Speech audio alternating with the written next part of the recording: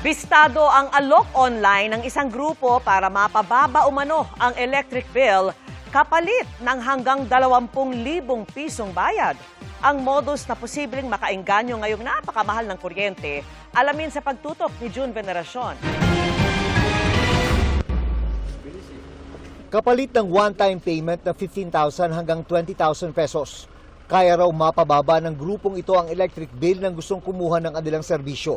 Kung gaano kababa, nakadepende raw kung ano ang gusto ng customer. Pero mali ang kanilang napiling katransaksyon. Dahil pagkatapos nilang ilagyan ng isang uri ng device, ang metro ng inakala nilang customer sa Cavite, agad silang inaresto. Entrapment operation pala ito ng Criminal Investigation and Detection Group ng PNP at ng Meralco. Nung kausapin natin sila, kung mayroon 31 na household o electrical meter na nakampir na sila. Kanya-kanya ang papel ng tatlong arestado.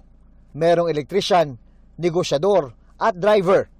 Ayon sa pulisya, matagal na nag-aalok ng iligal na serbisyo online ng grupo na pawang mga taga Metro Manila. Actually, lineman nila ito. So, ibig sabihin, nagtatrabaho din sa kanila. Nabes ko sa Meralco din na i-double check din yung mga third party na ginagamit nila, yung mga lineman nila. Bagamat may alam ang isa sa mga suspect sa linya ng kuryente, hindi pa rin daw maaalis ang posibilidad na baka pagsimula ng sunog ang mga ginalaw ng metro ng kuryente.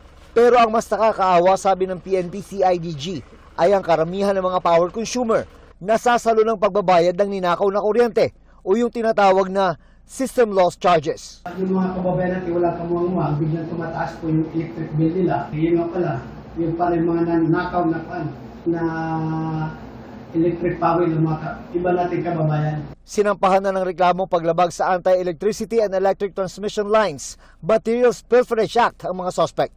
Nakakulong pa rin sila sa CIDG Calabarzon at wala pang pahayag sa ngayon. Nag-iimbestiga na rin ng PNP CIDG para malaman kung sino-sino ang mga kumuha na ng serbisyo ng mga naarestong suspect para mapanagot din sila sa matagal ng problema ng nakawan ng kuryente. June Veneracion, Nakatutok, 24 Oras.